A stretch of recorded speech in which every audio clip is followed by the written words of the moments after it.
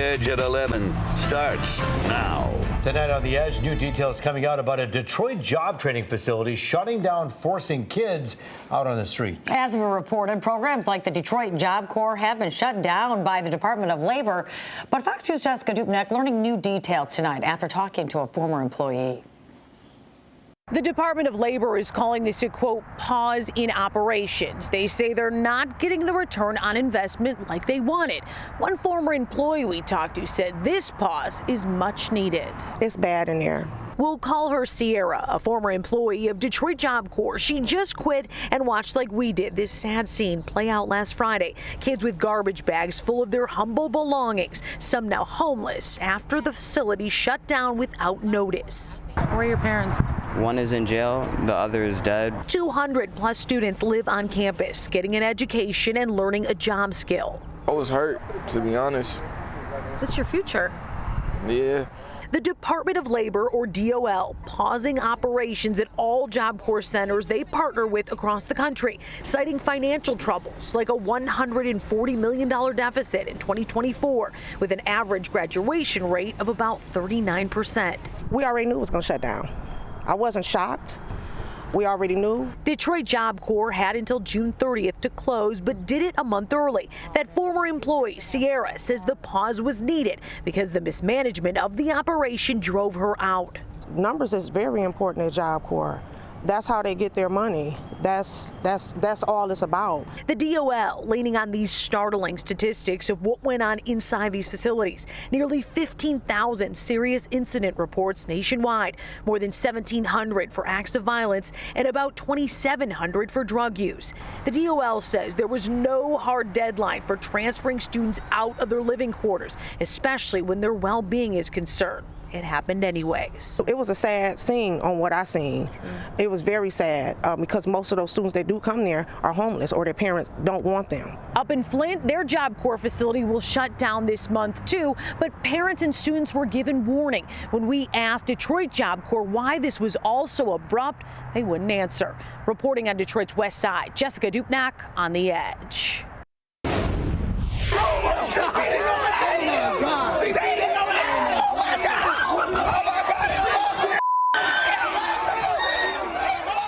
A terrible trend making its way to Birmingham. 3 Oakland County teen girls were arrested after video of 2 fights went viral. You're watching it now. An 18-year-old victim was taken to the hospital. The brawls broke out at the 60th annual Birmingham Village Fair Friday night near Merrill and Old Woodward. Now organizers are calling out the violence, say they don't want to be associated with their event. We agreed that it would make more sense this year to close at 9 p.m. So we gave up 2 hours of the fair Thursday, Friday, and Saturday nights, just to try to stem any problems that might happen after dark, because normally when you have a problem, it happens after dark. And this is not the first Metro Detroit Festival to deal with safety concerns. After recent fights at Berkeley Days, organizers did not have one this year, but are planning for one in 2026. Unfortunately, when people were trying to exit the location, we had a dog exit the location and run toward officers. And for officer safety, there was a shot fired at the animal. Detroit police forced to shoot a dog during a dangerous situation on the city's east side. Early this morning, police responded to Roxbury Street on reports of a victim who was shot. Officers surrounded the home where they believe the suspect was, but those inside, well, they wouldn't cooperate. A standoff started and then people started coming out. That's when the dog also came out and ran toward police. An officer was forced to shoot the dog. That dog died. Police say the victim was treated and released for a graze wound. Well, 2 women find themselves behind bars after being busted for running a multi-city human trafficking operation at numerous massage parlors. West Bloomfield police led the 6-month investigation. Now, investigators say Hwang of Southfield and Chun Shu Su of Farmington Hills brought in women from other states and then forced them to perform sex acts on customers. They also uncovered an alleged money laundering scheme. Both have been charged with human trafficking and prostitution. Well, Hamtramck's suspended police chief now suing the city, claiming retaliation after revealing alleged misconduct by the police chief. City manager Max Garbarino and a Hamtramck police officer are both suing Hamtramck's mayor, police chief, and city council. Garbarino facing backlash after he suspended the chief, alleging criminal wrongdoing. The lawsuit filed by attorney Jonathan Marco. This is like a James Bond novel. It's chock full of the craziest things, all in one case. I think enough was enough. Too much is too much. And finally, he has an obligation and is a good citizen. In response, Hamtramck's mayor released a statement saying in part, quote, "The three of them are on paid administrative leave at this time, but whoever is found clear and innocent, he would be reinstated to his job," end quote.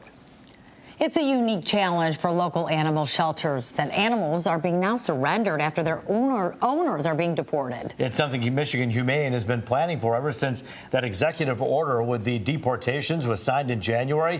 Fox 2's Dave Spencer shows us how it's all going down. Kennels here at Michigan Humane in Westland are filling up, but they plan for this with adoption events and other incentives. Back in January, however, the COO says they began planning for another issue. Especially with our families in Southwest Detroit, where we work very closely with, we thought about what would mean if a family was deported and what would happen to the animal then. Ideally, the plan is to keep surrendered animals out of the shelter altogether. It's healthier for an animal to be in a home environment than it is in a shelter, just plain and simple. Our shelters, like a lot of the local shelters, really healthy, well contained, but it's not a great place because they're confined in kennels a lot. So much like human hospitals, you don't go to a human hospital when you're feeling well. In the past 2 months, the Michigan Humane shelters have seen roughly 35 to 50 family pets surrendered for a variety of reasons, medical, financial, or otherwise. There are folks that are struggling with anything from homelessness situation to deportation. Admittedly, tracking the number of pets surrendered due to deportation of owners is difficult.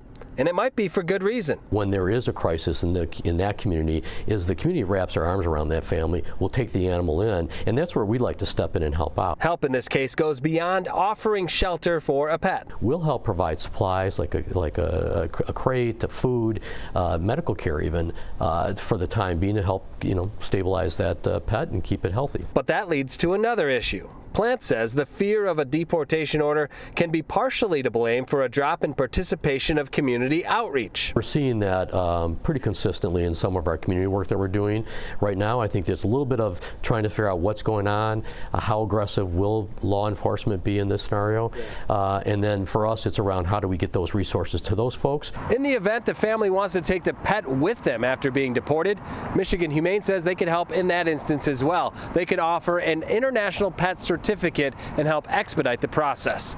In Southfield, Dave Spencer on The Edge. Massive wildfires continue burning in Canada with more than 170 raging right now. More than 25,000 residents in 3 provinces have been evacuated. Wildfires have burned more than 3 million acres in Canada so far this year. Yeah, but the weather in our neck of the woods was finally on the warmer side, finally feeling like summer outside. We'll take it. Weather Authority Rich Luderman is here now with what's in store for the rest of the week. Rich? We have even warmer numbers for Tuesday and for Wednesday, all because high pressure parked down over Pennsylvania is slowly drifting east. You can see fair skies for the central Great Lakes, down the Ohio River, for the mid-Atlantic, up into New England, all looking good. Now, there is a frontal boundary well off to our west. That'll bring a chance for some showers, perhaps a few storms Wednesday evening. But for the time being, it's all quiet out there. Once again today, we did have that smoke in the sky from those distant Canadian wildfires, and we will likely see a bit more smoke tonight and again tomorrow through the central Great Lakes. By Wednesday, a good chunk of it is going to be peeling away to the north and east. Take a look at the daytime highs. We got close to 80 degrees here and in Lansing. There's Grand Rapids at 79. Toledo, in fact, made it to 80. 79 and 48, your official high and low. There are your averages, 76 and 56. So still a few degrees below average because it was on the chilly side again this morning. Right now, 63 in Lansing, 49 cooler degrees in Ann Arbor, 58 Mount Clemens, 61 over in Windsor. Not not much of a breeze out there, but once we get beyond sunrise, the wind will pick up again from the south and southwest, and that's going to lead to warmer numbers for the next couple of days. Look at Chicago right now, 76 degrees, 53 up there in Sault Ste. Marie, 67 to our south in Columbus. So there's high pressure in the mid-Atlantic. That moves east. Here comes our next cold front. That'll come for Wednesday evening, but between now and then, we have a couple of warm days to show you the numbers coming up. 57 tonight, very pleasant, very comfortable overnight tonight. 86 tomorrow, so breezy and warmer, especially in the afternoon. Another warm day Wednesday with evening showers, and then we have shower chances for Thursday and for Friday. Not quite as warm this weekend, but still not bad. Roop and Taryn, another check at 4 a.m. All right, Rich, thank you. June is Pride Month, a time to celebrate and support the LGBTQ community. And today, the city of Detroit raised the Pride flag at Spirit Plaza. Mayor Mike Duggan was on hand. And this month, the Pride flag is going to fly over the city of Detroit as a clear statement to all of our community that everybody is valued, everybody is welcome. Happy Pride Month. Well, city leaders gathered for today's flag raising, kicking off Pride Month in Detroit. The annual Motor City Pride Festival and Parade will be held this coming weekend. The chair of Motor City Pride says they'll be expanding a history section for this year's event to showcase some of the pioneers who paved the way for more rights.